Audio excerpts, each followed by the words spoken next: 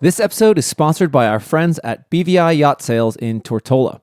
With decades of experience, BVI Yacht Sales is dedicated to guiding you through every step of buying or selling your yacht in the Caribbean, ensuring top-notch service. I first met managing director Brian Duff way back in the day in Annapolis. Brian is himself an accomplished sailor and actually owned the rig shop where I worked for a time in the mid-2000s. Brian and his team can help list your boat for sale or help you find your dream boat, whether or not they're actually listing it. And don't let the name fool you. They've got an office in Annapolis too. We joke about broker BS on the podcast, but you can trust our friends at BVI Yacht Sales. Check out their listings and get in touch at bviyachtsales.com, just like it sounds, and tell them 59 North sent you. That's bviyachtsales.com. Ahoy, shipmates. My name is August Sandberg, and this is the Quarterdeck Sailing Podcast. We are continuing to help out our Quarterdeck members with their boat shopping, and this time we are taking a look at a Saga 48. Again, if you want to see the video version of this and see the screen share and the photos that we are discussing, sign up with us on quarterdeck.59-north.com. As a member, you can also provide your own listings for us to dissect and join the discussion. This is the last episode of the Quarterdeck podcast for now.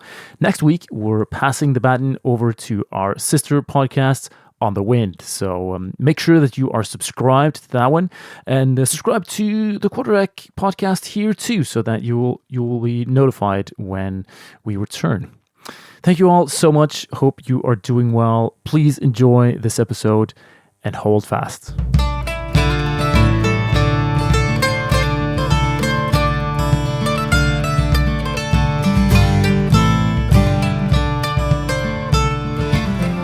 Greetings, Captain, Skipper. Ahoy, my friend. How are you doing? Back again. I love doing this. This is good. I mean, we batch record these boat sessions, and I think if you go back and listen, the second one of the batch is probably the better of the two because we like get in a flow and stuff. So this is the second one we've done today. So I'm ready to go. That's true. The only gets better. That's right. Yeah, I think this is going to be a particularly good one. Today we're looking at a Saga 48. Very, very interesting boat, and it was provided by our good friend Nick Johnston who's on the Quarterdeck with us, and he listed this one along with a couple other like raised salon, pilot house boats, and he does write, quote, "We're a long ways away from wanting to replace our Ericsson 35-3, but it would be fun to hear what experienced folks have to say about boats like these." And we're going to focus on the Saga 48 today, which is a very unique and cool and special boat. Have you ever seen one, sailed with one, Andy?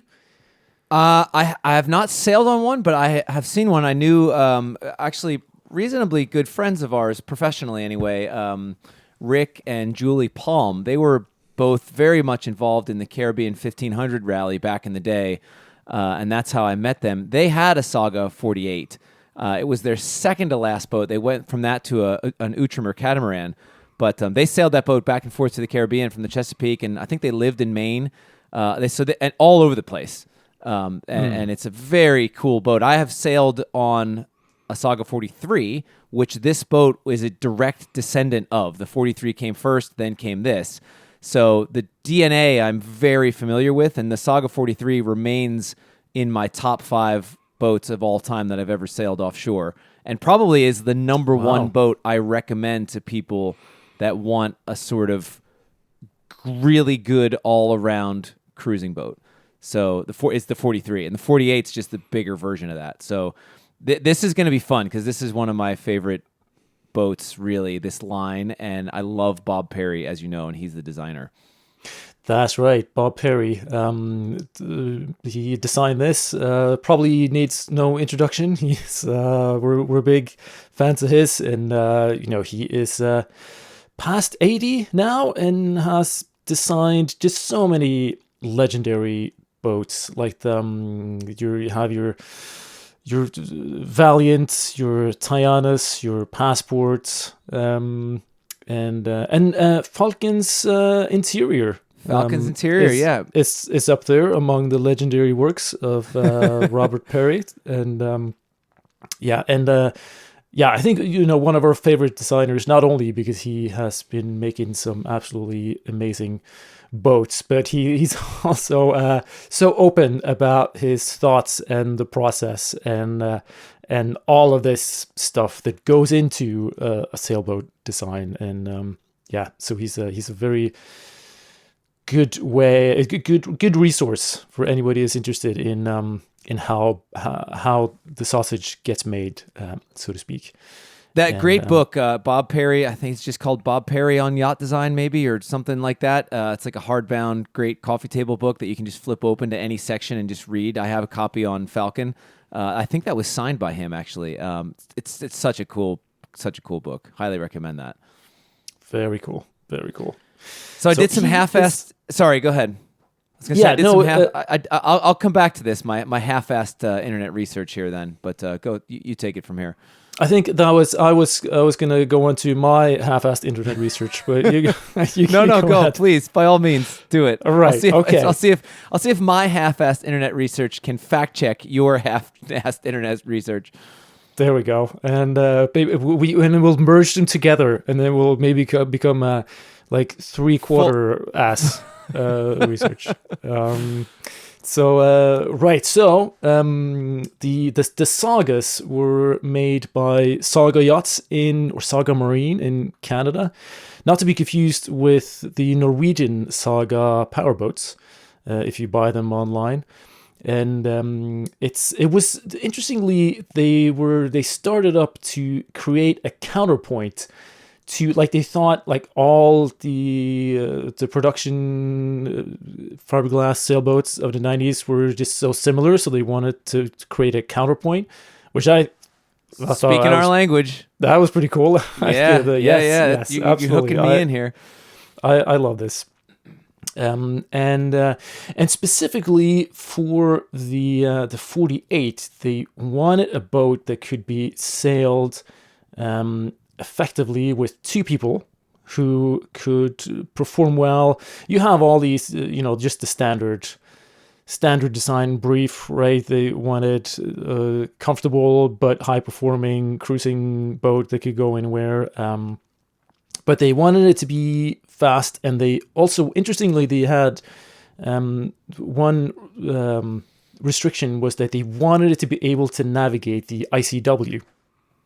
Oh, that didn't come up in my half-assed internet research. There we go. Yeah, so that's one. There's these design briefs are so vague, and they're often, they could fit half the boats that exists. But that one was quite all right. There's some limitations there. That's a big boat for the ICW. To give some context for those of you who don't know what we're talking about, ICW is the Intracoastal Waterway. It basically extends from, well, more or less like New England down to the Keys, and allows you to traverse the entire east coast of the U.S.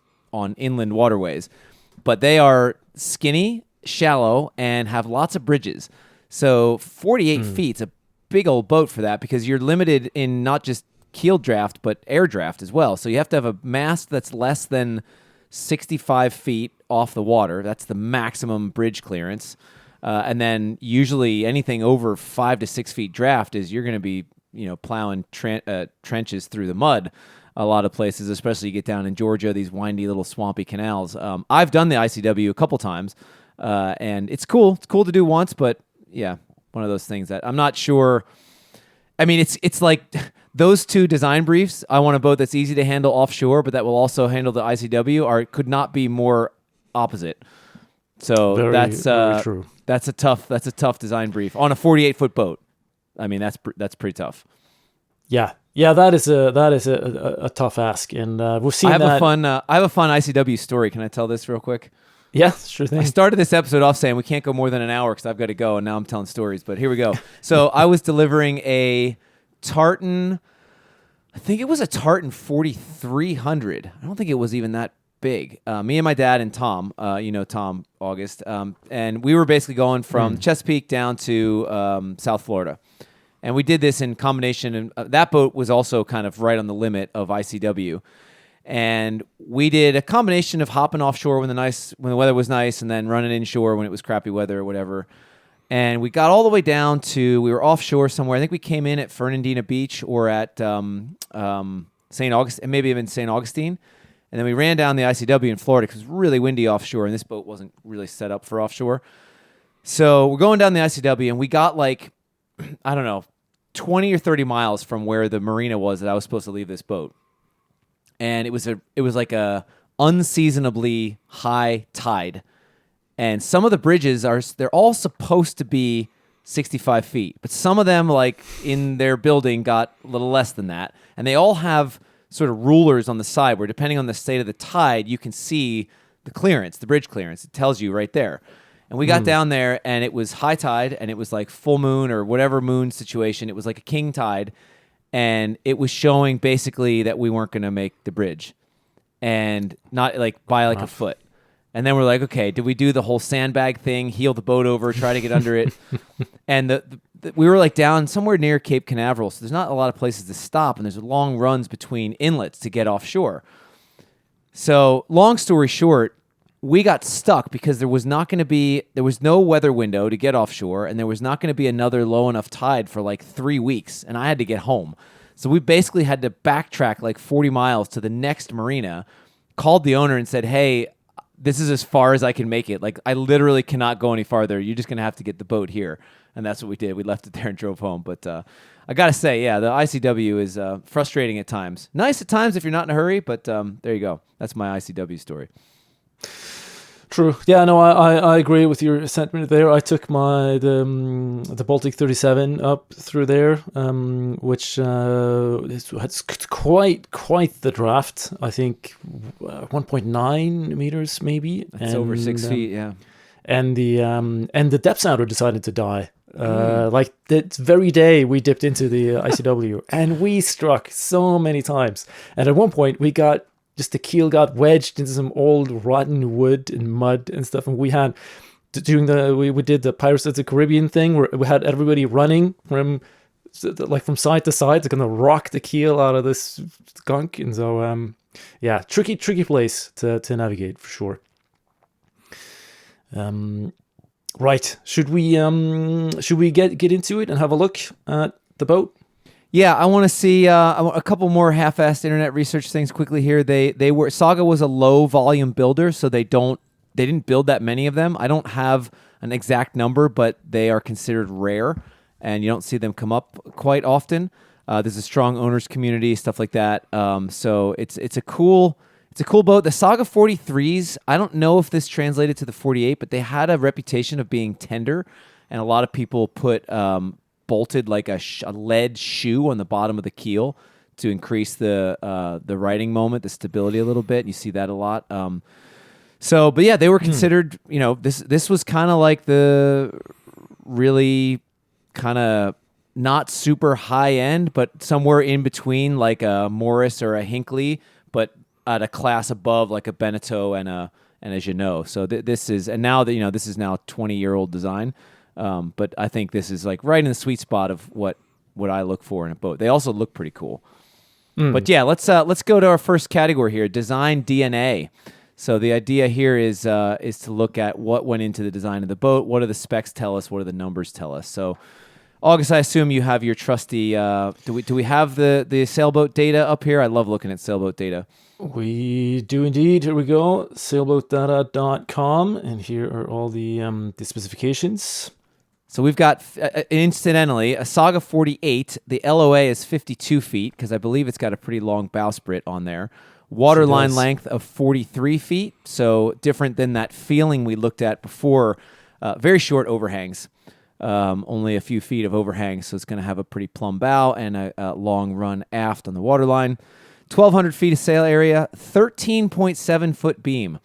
That is like a full foot narrower than that feeling 485 we reviewed, which is basically the same length overall.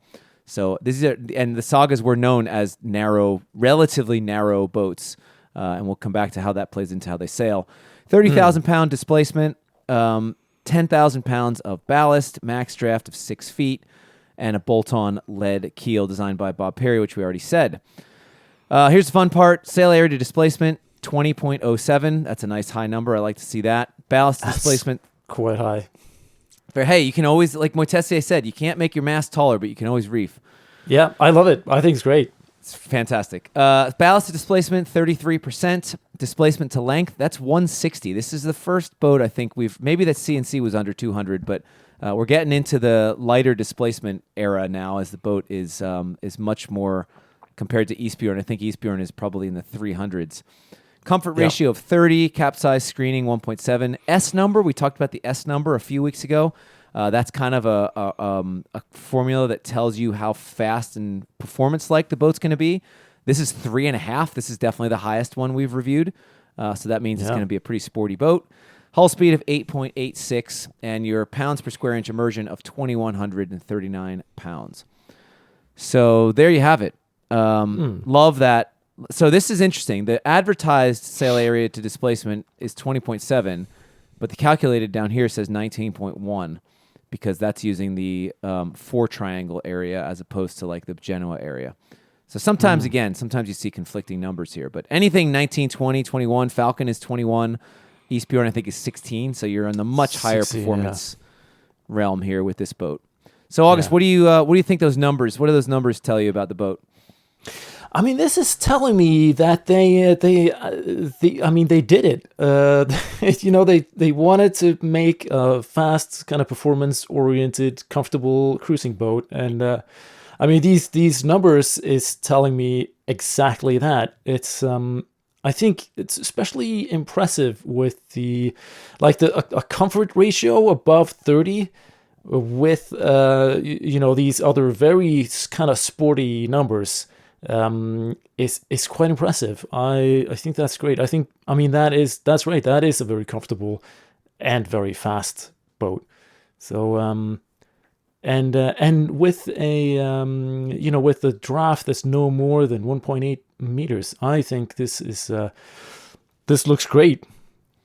It's interesting when you combine. You talk about form stability and like riding moment and stuff. The combination of a relatively shallow draft for its length, like Eastbjorn has an 8-foot keel, this only has a 6-foot keel. So relatively shallow draft and relatively narrow beam would indicate that maybe the boat would be tender, meaning it heels over easily. But it's also in combination with a lighter displacement, so you have more effect of the weight in the keel potentially. So, the numbers would tell me this might be a tender boat, but I've not read that about it. I mentioned that about the Saga 43. So that would be something I'd want to look for, like maybe in a sea trial or do some deeper internet research to see is the boat going to be tender or not? Because the numbers kind of indicate that. True. Although this boat has a bulb on the keel. So it's a fin keel with a bulb. And that means that a lot of these ballast kilos will be all the way down at 1.8 meters where they really can do their best work. Yeah, so, that's where the riding moment comes in. That's a good point. Yeah. So it might be surprisingly stiff. So I think, if you looked at what the design brief was and what the numbers indicate, I think we're on the right track here that like you said, we might have done it. They might have did it. What are your first impressions here? On to the next category, the dock walk. What are your first impressions from flipping through some of the photos of the actual listing of this Saga 48, which I believe, if we just cover that, it's this one's called Arctic Raven. It is priced at $249,000. Year built is 2003. That is right, and it's it is one of these. It says pilot house / raised salon boats, and it is I've sailed a lot of boats like this, and I think they're great, and it's a little bit on the kind of, if you don't know what this is, it's a little bit on the kind of motor sailing spectrum. Like it's it's all a spectrum. It's not sailboats and powerboats. It's everything in between. So if you have like just a blocky bathtub fishing boat with no masts, and then you have like a racing sailboat on the other end of the spectrum. This one is kind of in between, your standard, say, just Eastbjorn sloop sailboat and something like a true pilot house. like a Naughty Cat or something like that. So it doesn't have a true pilot house, but it's got a raised salon. And so you got a lot of ports, I'd say windows actually. So true pilot house meaning like a pilot house, like an inside steering station up top, kind of. Yeah, that's right. Yeah, okay. But this one's got a raised salon, big bright windows, large interior space, and it does have an inside steering position. Oh, it does. Okay. I've actually, I said I was familiar with this boat. I don't think I was ever. I probably was on board. I don't remember anything. Right. So first impressions. If you saw this boat walking down the dock, what would you think? I would think, I like it. It is, I like that design of the kind of raised salon, or at least it can be done really well. And it's not that it's super pretty, but again, it's got that kind of rugged, kind of go anywhere vibe. And you see a lot of these boats up in the Arctic. I've sailed a lot of these up in Svalbard and the like. And there's something very like expedition-y about this look that I like a lot. My first impressions, I actually generally dislike a raised salon look on a boat, but I think they really executed it well. That stands out to me. There's no wood on deck. We said the same thing about the feeling. That stands out to me. I think there's a really nicely done, I normally don't like an arch and a bimini and stuff like that, but compared to that, the feeling we looked at last week that had the same setup with a Dodger, a bimini, and an arch, this is just way better executed. It's a nice stainless arch that's integrated into the stern pulpit. It's like it's not an afterthought. It's like part of the design of the boat. I really like when that's all kind of thought out together. I noticed that there's no furling on the mainsail. It's a traditional slab reefed mainsail. I'm a big fan of that. I love we talked about in the numbers, it's got a very plumb bow, and it's got a big ass bowsprit on the end of it, which houses the outer of the Solent. This is another Solent rig. That stands out to me. I love the Solent rig. But you've got the big Genoa on the end of the bowsprit, but also because, the challenge of having a plumb bow and an anchor is those two things don't go together. You really need a bowsprit to get the anchor out in front of the bow when you're using the anchor, because otherwise you're just going to ding up the bow. So having a bowsprit on the end of that, and it's a stainless one at that, there's no wood on there, none of that, that stands out to me. And I just like this boat is not pretty in the traditional sense, but it's very aesthetically pleasing. I really like the lines of this boat. It kind of just looks right, and not a lot of boats can say that. So that's kind of what stands out to me walking down the dock, and the fact that you don't see that many of these. It's very distinct as well. I mean, once you see one Saga 48, you know exactly what to look for. It doesn't look like any other boat, I think is what I'm trying to say. It has a look of its own, which I tend to really like.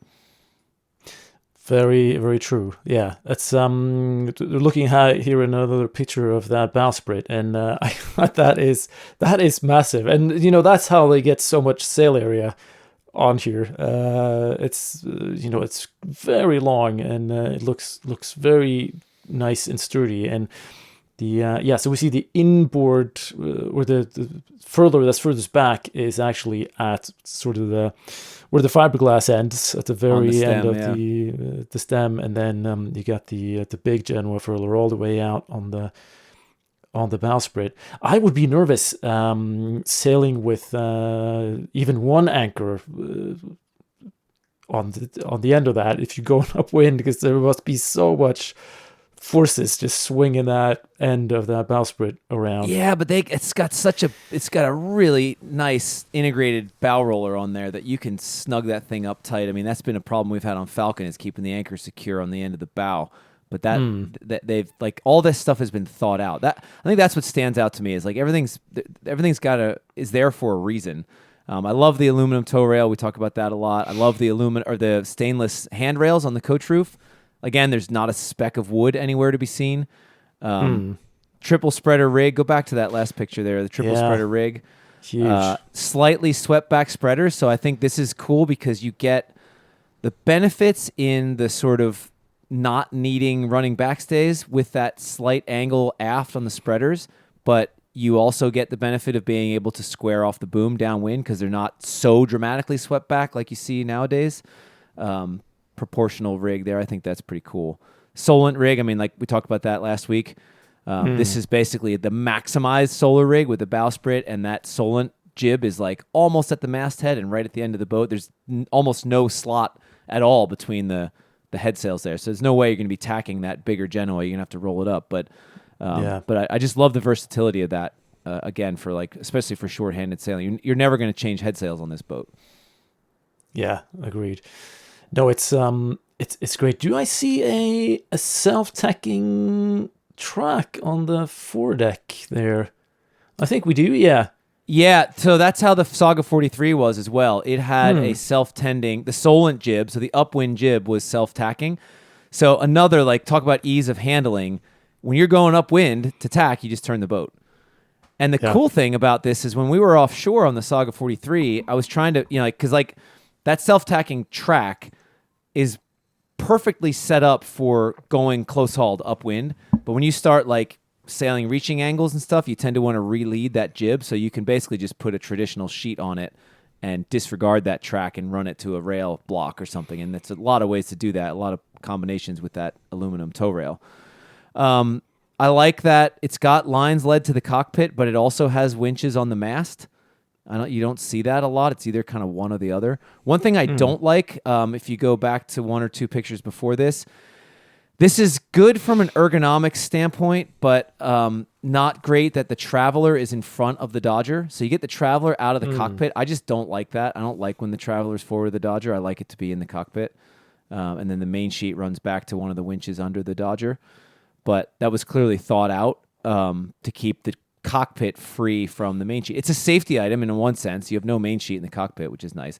One really cool thing that's hard to notice in the pictures, but having sailed on the 43, if you notice that cockpit table is basically mounted centerline in the cockpit on this like 2.5-inch fat stainless pipe. There's like a U-shaped stainless pipe in the middle, flat U-shaped stainless pipe, and the table wings fold up port and starboard off of that. And that makes the absolute best footrest in the cockpit. It is so sturdy. Oh, yeah. Nice. And not just footrest, but like when you're climbing around in there, it does crowd the cockpit ever so slightly, but it's a very nice table, and it is such a bomb-proof support when you're in the cockpit. I remember really enjoying that on the 43. Yeah, that looks strong as hell. Absolutely. That is really nice. Cool. I also see there looks to be a lot of electric winches on here. If we go back to here, there is buttons along each of these winches, both on starboard, probably both on port as well, cockpit winches, secondary and primaries. And I think, the boats, again, was designed to be easily handled by a couple. And when this boat was built, and even now it's $250, it's an expensive boat. So cliche-wise, that couple is probably going to be older to have the kind of money and time to afford a boat like this, so they do the electric winches. The other side of this is, and this is what I don't like, ergonomically, this boat is like smack in the middle of a compromise between like liveaboard comfort and ease of sail handling. Like you've got primary and secondary winches there, so you've got those winches in the cockpit, but without those electric buttons, it's going to be very awkward to get a winch handle on those winches. Like where do you stand to properly get two hands on a winch handle to grind those winches if you're not using the electric winches? And I think that's another reason that boats use electric winches is they're just not optimized for ergonomically getting in a physically powerful position to get two hands on a winch handle. So I'm not a huge fan of that. That said, another smart little feature there, you see the tails of the lines coming off the winches go into that little line organizer box. So you're keeping clutter out of the cockpit, which is kind of cool. Yeah, that is nice. They also have a similar solution to store tail ends up by the mast, where there's a bag underneath the boom, like all the way up to the gooseneck. There's like a canvas bag that hangs off the boom, which halyards and stuff are stowed into, which is pretty nice. Yeah, I can't help it. What that just reminds me of a cow udder. It doesn't look right there. I don't know. I'm out. I mean, it doesn't look. I'd rather just see coiled lines hanging there, I think. Yeah. Well, maybe it's the color is also a little bit. One thing that's cool, another little small detail that you notice is the stainless guards over top of the Durade vents. How many times on Eastbjorn have you ripped the Durade vent off by an errant sheet that's flopping around up there? Yeah, quite a few times actually. I have look, check this out. What I got in the mail recently. Oh, speak of the devil, a new one. Nice, New Durade vent. Should we do a little aside here? Do you know the origin of why we call them Durade vents? Yeah, I do actually. Enlighten us. It was a boat called Durade, who was the first one that had Durade vents. Olin Stevens, yeah, and Olin Stevens Racing Yawl. It's still racing. I think it was designed in like the 30s, and the boat was called Durade, and it had those vents. First boat to have those vents, and now they're Durade vents. Very cool. Very cool.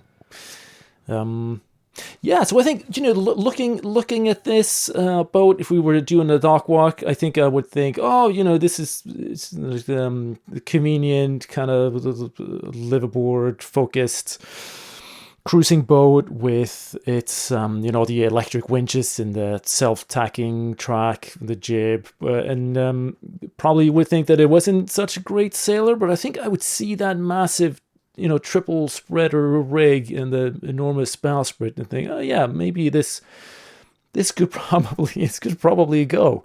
So it's the details, the details that stand out to me. The little the guards on the Durade vents, the line organizers in the cockpit. Like you don't see it. Like clearly they put some time and effort into building this boat because there's a lot of small little details that you notice that I like. Yeah, rod rigging too. Another fast boat characteristic. Yeah. Cool. So, all right, let's go to the next category. Life aboard. What is it actually like to own, use, and live with this boat? Let's move on to the interior of the boat. And I actually don't remember what this boat looked like, having been on it, but I do remember the Saga 43. So let's. What are your impressions on the interior of the boat, August? Yeah, so this is where that kind of raised salon thing comes in, where you get an interior that is very different from sorry, let me just get us into the interior pictures here. Like you get an interior that is very different from most boats, whereas the salon is raised, as is in the name, so that in the you have big windows so you can see outside, and it's a little bit in the kind of powerboat world. And as you come down the companionway, which is not so much coming down as in other boats that we've looked at, it's not like you step down and like close the submarine hatch above you. You more like walk in to the salon, and it's a very open, wide space. We begin here with what looks to be like an enormous galley right as you come down the companionway to starboard. Very large galley, and then you have a little salon just to port as you come in, and then just forward of the galley on the starboard side you have the inboard steering position, nav station place, which is raised again, so you're sitting quite high and you can look out the ports all around you, which looks to be quite a comfortable indoor steering position. And then you step down. If you're moving forward of this inboard control station, you step down. Looks like into. Let's see here. Yeah, you step down into what is like a little chart table office thing to starboard, just in front of the nav station. This is a little weird. I don't think I'm able to describe this properly, but there's like a second nav station or a little office space just ahead of the control steering position. And then in front of that, you have the V berth, and then I think you have a bathroom or a heads to port.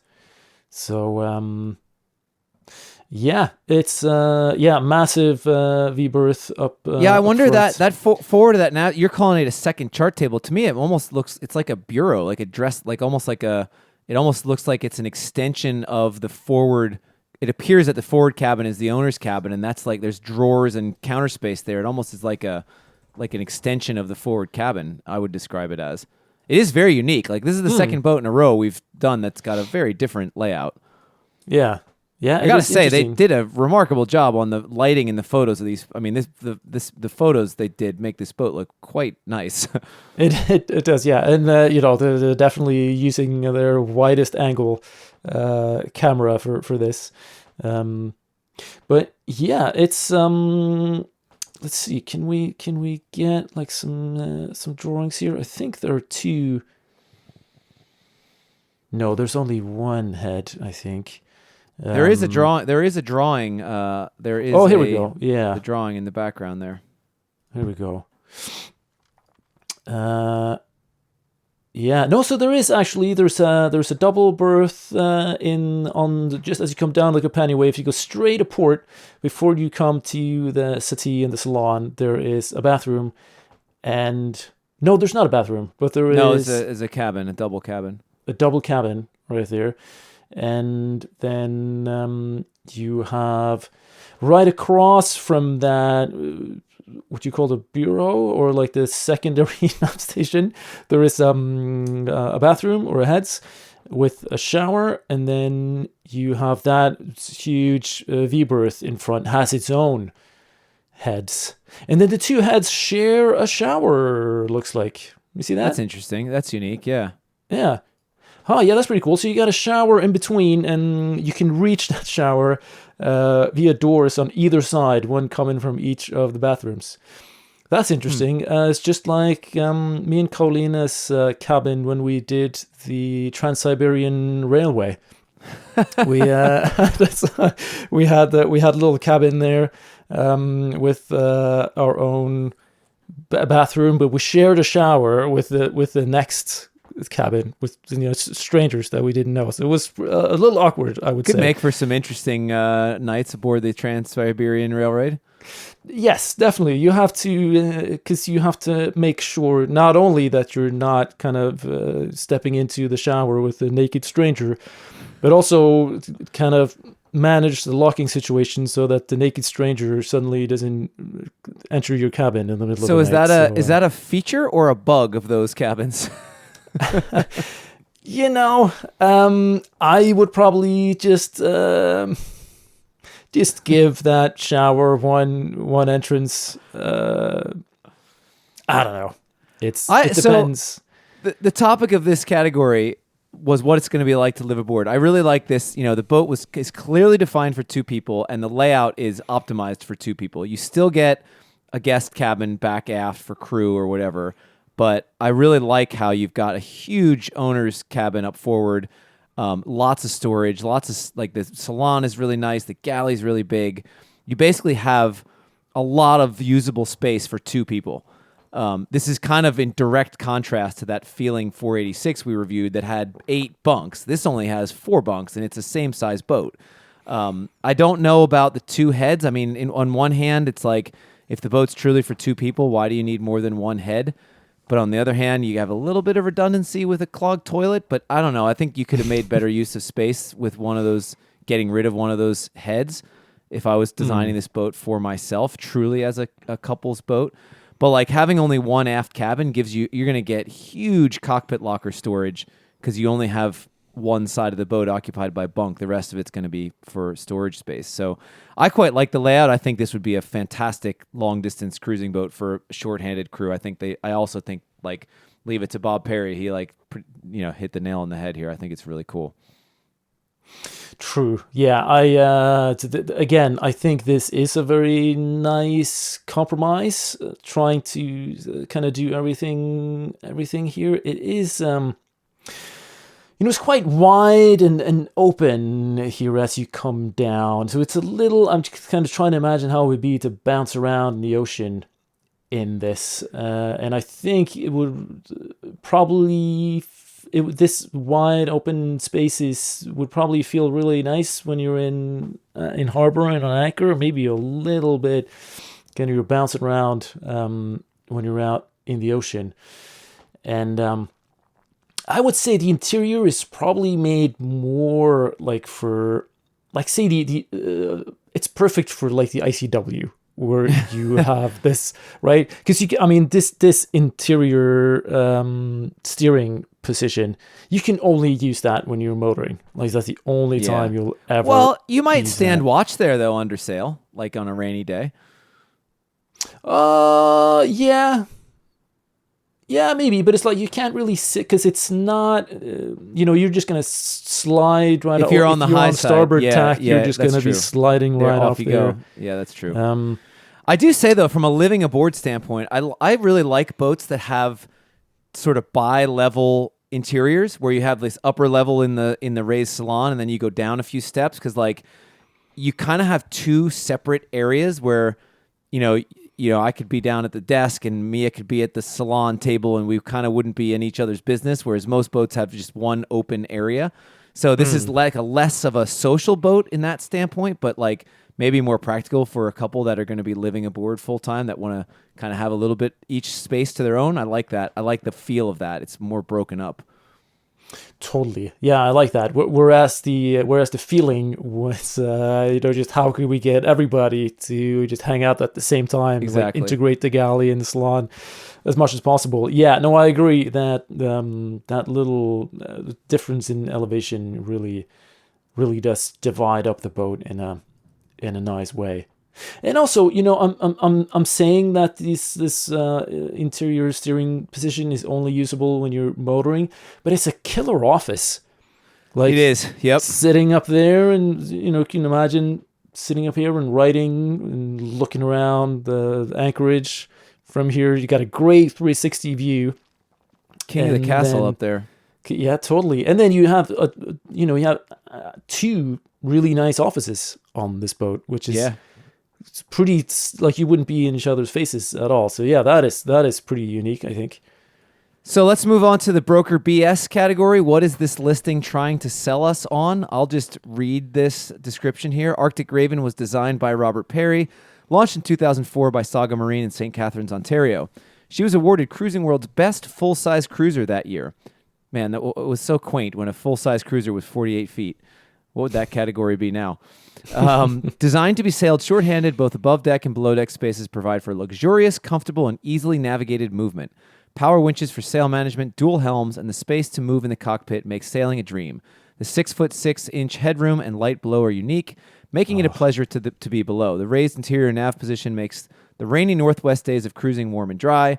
The forward cabin sports a king-size berth, lots of storage, and its own head. The galley is perfectly efficient with both a refrigerator and freezer and 4-burner Force 10 stove. Since 2019, Arctic Raven has benefited from attentive owners who have made significant upgrades with the focus on safe, reliable cruising. See highlights of recent refits in the listing for more details. It says new standing rigging in 2020, recent B&G chart plotter and radar with NEMA backbone, new carbon fiber rudder and Jeffa bearings. That's a big one. I wonder why. Yeah. Whitlock steering system, ICOM VHF, Hurricane hydronic cabin heat, electronic engine controls at the cockpit and salon stations. I actually really like electronic engine controls. That's very cool. That's a motorboat thing, but it's once you use it, it's hard to go back to the cables where they're all stiff and annoying. Max prop, et cetera, et cetera. So, I mean, I think it's pretty clear they're trying to sell us on the fact that this is a fantastic live-aboard cruising boat, and I think, I mean, the boat for sure is that, and whether this example of one is going to meet that depends on what the rest of the listing talks about here. And again, this is a quite detailed listing. They've done a lot on here, and that's where it's like, do you read where do we read between the lines? Let's see here. Did anything stand out to you, August, that was like, this is bullshit when you browsed the listing? No, not really. But there is a lot of information here. But there is nothing really, like, yeah, there is quite a lot of great things on here. Also, the boat is not really that old. So there's no like, 20 years there's old. no but there's no like 8,500 hours engine on here. It's stuff like that. 3,000 hours on the engine. That's probably about halfway through a standard like small, quote unquote, small diesel. I think is expected to run 5,000 or 6,000 hours. So we're kind of halfway through the engine's life by that metric. Yeah. True. Also, it's got a large engine. It's got an 82 horsepower engine. That's the same size as Falcon's engine. Yeah, and it's half the weight of Falcon. Yeah, that is, that's another kind of point in the motor sailor category. Like this is definitely not a motor sailor though. Like definitely not. No, but I'm not calling it a motor sailor. I'm not calling it a motor sailor. I'm just, it's kind of, it's a little closer to being a motor sailor than a lot of other sailboats. I don't know, man. I wouldn't call it a motor sailor. No, I'm not doing that. I'm not doing that either. But I do think like this is a boat that is very much, whereas a lot of sailboats have where the engine is like a purely auxiliary engine, that's right? right. It's just an afterthought. Like, oh yeah, so sure, we'll make it some way of the boat to move when there's no wind. But they have definitely built this boat around motoring it with that like inboard steering position, and such a big engine like this will go fast. I was going to say, I would argue that they've actually done both quite well. It's going to be a very good sailboat, but it's also going to motor well when you need to motor. Yeah, I agree. Okay, so let's look at the highlights of the recent refits. We have 2019 rebuilt the top end of the Westerbeek, including head, exhaust manifold, and injectors. That's a good thing, and that's now 7 years ago, though. Replaced the exhaust hose, completed most tasks raised in purchasing survey. 2020 painted the mast, replaced rod and running rigging, replaced tied strong track and luff slides. That's the mainsail slides. Rebuilt both headsail furlers, inspected and repaired main jib and Genoa sails. The sails are pretty old. I think they're from like mainsail is 2008, Solent jib 2010, 130% Genoa 2016. So the sails are getting up there. Rebuilt hydraulics in the Vang and the backstay cylinders. Upgraded masthead lighting to LED. Rebedded deck grab bars and head vent scoop in the port cabin top. Here's that R&R again. R&R keel and inspected bolts. Fared keel into hull upon replacement. What does that mean? R&R keel. Repaired and something and renewed. I don't know. Keel and inspected bolts. Removed and I don't know what that means. R&R. We're going to have to find that out. Remove and refurbished? I don't know. Maybe. I mean, that's good. They inspected the keel bolts. That's pretty cool. Yeah. Although, we don't. Why? There might be a good reason for them to do so true. that we don't know about. Replaced 2021 replaced main salon Lumar hatch. New B&G chart plotter with radar. New NEMA 2000 backbone. That's good. So that's modern. New fuel solenoid. 2022 new carbon rudder and bearings. Custom rudder to Perry's original design by Water Rat of Santa Cruz. I've heard of those guys before. That's pretty cool. New Jeffa self-aligning bottom and top bearings. Rebuilt the aft head.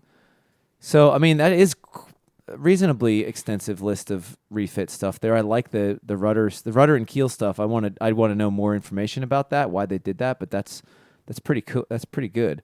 But again, they list, like, this is another kind of one of these listings that overwhelms you with information. So it's like, oh, it's got to be good, but you really got to read between the lines because it doesn't give us a lot of detail. It's just kind of listing all these things.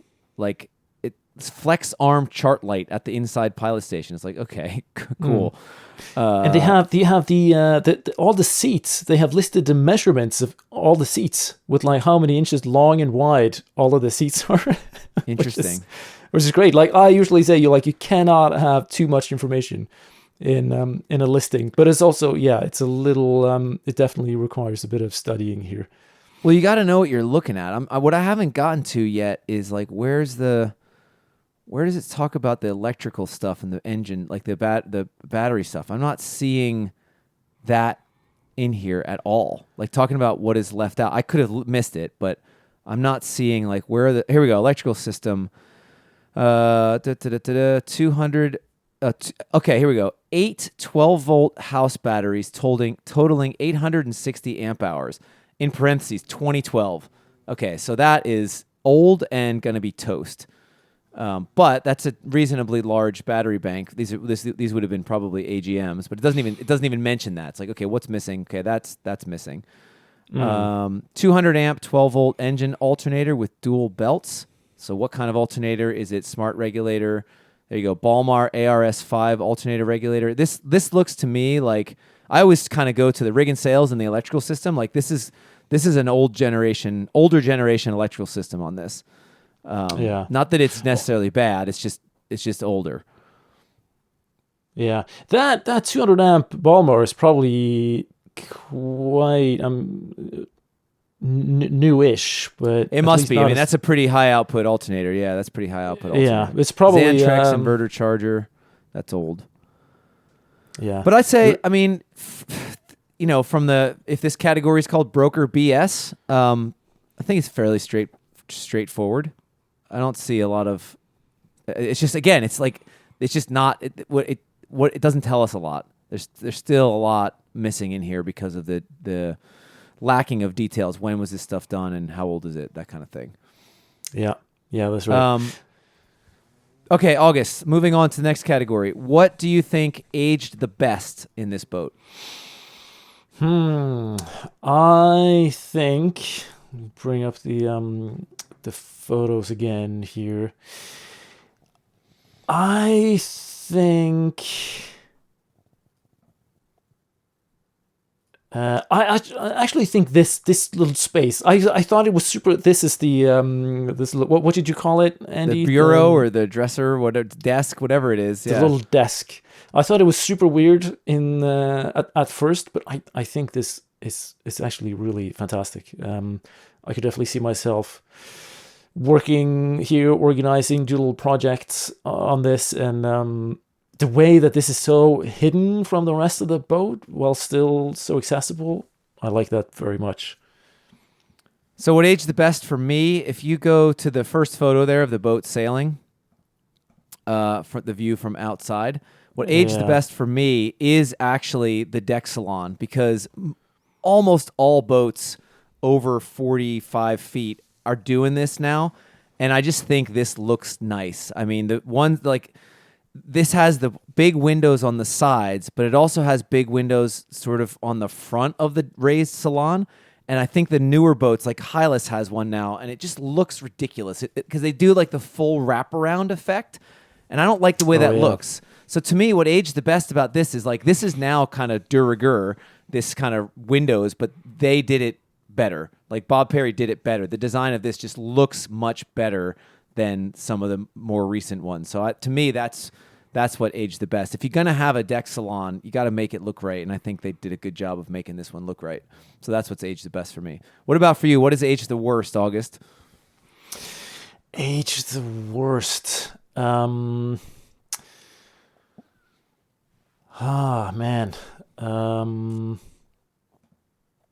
I had a good one for this.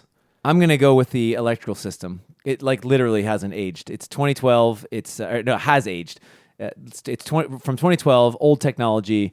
If you want to get a boat like this, you're going to want to probably have the latest and greatest on, and that's going to be a big project. But that, I think, has aged the worst. It's because in its day, that would have been a very sophisticated system. 860 amp hours, big Balmar alternator, like that was the bee's knees back in 2012. But it not anymore. So that has aged the worst, I think. True. I think probably like the sail controls. I think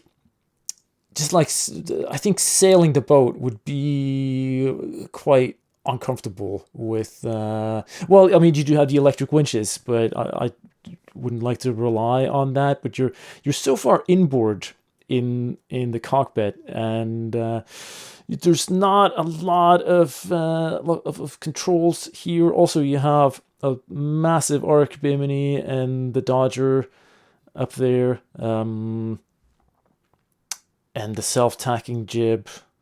Yeah, I'm not sure if I would, it would be that enjoyable to sail this one. What's the most 2004 about this boat? The most 2004. I believe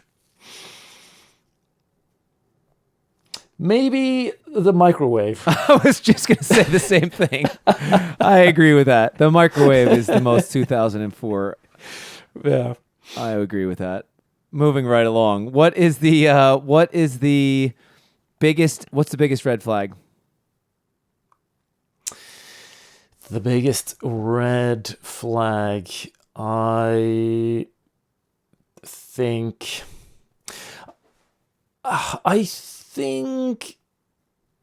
I think it would be not as great of an offshore sailboat as one might think. I think it's definitely a lot more of a motorboat than an offshore blue water sailboat than one might be Why? led to Because of the believe. layout? Because of the layout, because I don't like this interior steering position is kind of quite useless. Same as that little desk that I said I liked so much down below is completely useless in when you're in a seaway. Also, like in the galley, there's no supports. You're not even ping pong pinball machine supports. I think you're going to be just flung around a lot inside here. I think, yeah. I think if I were, I think it's more of a flat water boat than one might think. I think the biggest red flag for me is just the age of all the systems. I talked about the electrical system already. The sails are pretty old. The rigging was done in 2019, but that's now 7 years ago. I think all this stuff reads really good. Like it's got a lot of stuff on it, but I think this is another classic example of a lot of that stuff is probably towards the end of its life. And I would imagine the person buying this boat might have bigger plans because it's a pretty expensive boat as well. So I think that would be a red flag for me, and that's a perfect segue into like the project creep stuff. I think I legitimately think if you're gonna, I mean, this is a type of boat that you could go around the world on with, and I disagree with you a little bit about the inshore offshore because I'm pretty sure Rick and Julie, the people that I owned, I think they did go around the world on this boat. So I think they would probably argue opposite what you just said about it being a flat water boat. But if you're going to buy a boat like this to do a trip like that, I think you're going to have to, from a project creep standpoint, you're going to have to do pretty much everything, all the systems, all the sails, all the rigging, till you get there. So that $249,000 asking price is going to need a pretty big refit budget if you're going to take this boat seriously cruising, which I think is what it's intended for. Yeah, for sure. What do you think, fantasy or reality? I think, yeah. I think reality, like, there's a lot of these systems will have to be probably replaced at some point, and $249,000 US. That is a lot of money. But yeah, if that's your budget, and this, if you are a couple and you want to be living aboard, cruising around, I think, I think so. Great boat. Yeah, I agree. I think it is pretty realistic. I mentioned Hylas before. Like, if you look at a similar size boat, Hylas 49, I mean, they have maybe a better reputation, but they're $100,000 or $200,000 more. Here's a 2004 Hylas 49, $425,000. 2001, $349. Like, I actually think for what you're getting, I think $250,000 is a pretty good price compared to what your other options are. So I think it is pretty realistic if you understand what I said about the refit type stuff. But I think I say that about every boat. Yeah. So who do you think this boat is for, August? Who should actually buy this boat? I think this boat is for somebody who, say, if you are like an adult couple with where both of you work remotely, and you want to go sort of cruising while being a digital nomad, I think this boat would be a perfect boat where you have two excellent offices on board, and you can kind of cruise around and explore. And I do think I really like the powerful rig with that draft where you can kind of get into a lot of cool places where and explore. I mentioned the high Arctic, like you having this boat up in the Norwegian Arctic or Svalbard would be really fun, as you could cruise around there. Also, if you want to do ski and sail, this would be a really, really great boat for that. I have done a lot of ski and sail trips on boats like this with Ray Salon. A lot of the OVNIs have that. The Garcias have that as well, and they just work so well for those kinds of things where you inevitably end up spending a lot of time inside and motor a lot. That is just excellent. Yeah, I tend to agree. This would be, like, to me, the perfect people for this boat would be the double income, no kids people that have remote operable jobs, because they could afford a boat like this, but it's also not, you could easily get a boat that's 3 times this cost, that you're not getting much more boat for that. So I think this is definitely a couple's boat, definitely one, you got to have a budget for this one. But last question, would you buy this boat, August? Yes. Me too. I would buy this boat as well. I actually really like this boat. This ticks all the boxes for me, I think. I like it. I'm in. I'm in on this boat. And it's 6 foot 6 inches headroom. I can stand up inside the boat. That's fantastic. You could stand up inside the boat. How tall are you? Do that. 6'6". You are 6'6". Jesus. Yeah, I could just stretch my. Yeah, it's perfect. Tailor made. Cool. Well, all right, we did it. Thanks. This was another fun one. Yeah, it's a great boat. Really, really cool to talk about the kind of Ray Salon concept and all of that. So, yeah, please, our beloved Quarterdeck members, send us more listings, share the boats that you're looking at, and yeah, excited to do more of this. All right, thanks, Skipper. Until next time. Hold fast. Thank you very much for listening, and thanks again to BVI Yacht Sales for sponsoring the show. Find them at bviyachtSales.com. If you want to join the Quarterdeck, go to quarterdeck.59-north.com. The Quarterdeck podcast is produced by August Sandberg for 59 North. Music is by the Storm Weather Shanty Choir.